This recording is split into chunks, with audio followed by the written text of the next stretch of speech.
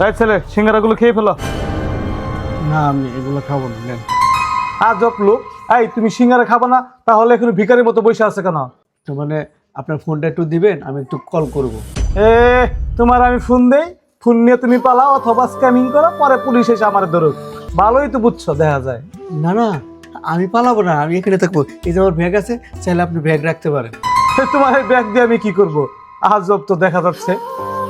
হ্যাঁ ঠিক আছে, ধরো কথা বলো।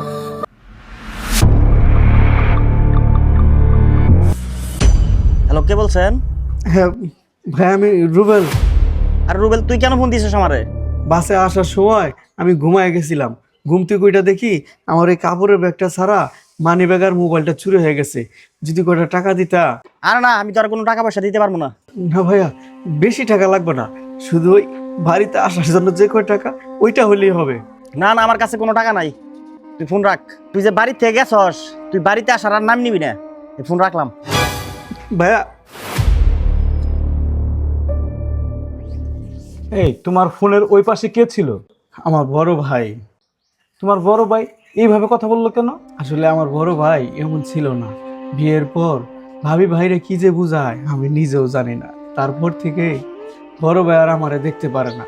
বড় ভাই আর ভাবি মিলা আমার বাসা থেকে বাই করে দিছে।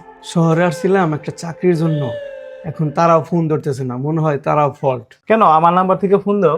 না না, আপনার নাম্বার দিয়ে ফোন দিলেও আর হবে না, কারণ ওরা অগ্রিম টাকা চাইছিল। আমি তো টাকা না দিয়েই সরাসরি চলে আসছি। তাহলে এখন তুমি কই যাবা? এখন ভাবতেছি কোনো মসজিদ মাদ্রাসায় গিয়ে রাতটা কাটাইবো। আরে এই মসজিদ মাদ্রাসায় তুমি কতদিন থাকতে পারবা?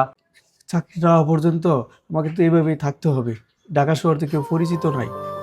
তোমার কথাবার্তা শুনে তো মনে হচ্ছে তুমি শিক্ষিত। জি, গ্রাজুয়েশন কমপ্লিট করেছি।